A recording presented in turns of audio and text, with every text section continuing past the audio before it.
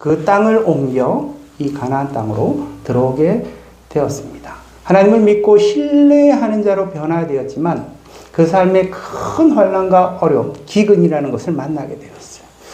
그랬을 때 그가 하나님을 믿고 따르기로 결심을 했지만 다시 옛날로 그 사고로, 그 세계관으로, 그 삶의 패턴 가운데로 그렇게 다시 돌아가는 것들을 보게 됩니다.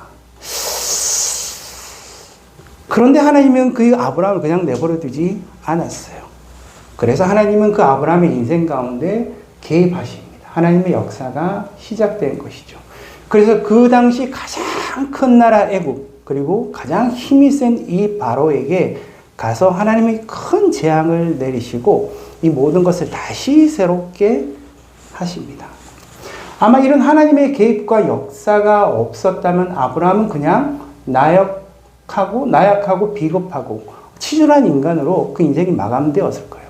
그렇지만 하나님은 그를 내버려 두지 않으시고 하나님의 개입과 하나님의 역사가 그 가운데 임하게 되었습니다. 애굽에서 아브라함은 어쩌면 이렇게 생각했을지도 모르죠.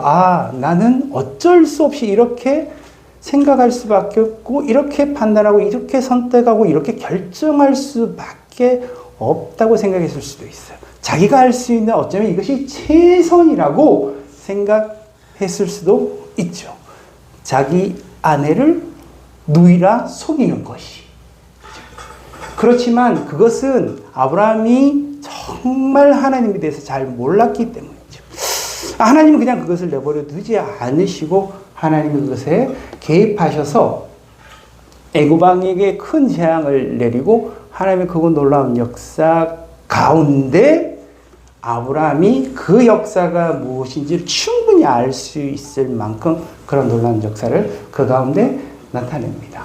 하나님이 그 주권적인 역사를 아브라함이 경험했을 때 어땠을까? 그죠? 어쩌면 너무나도 큰 충격적인 어떤 그런 일이었을 것이라는 생각이 들어요. 사실 이게 아브라함이 처음 하나님을 만나고 하나님의 임재, 하나님의 말씀, 약속의 말씀을 들었을 때도 정말 큰 충격이었을 거예요.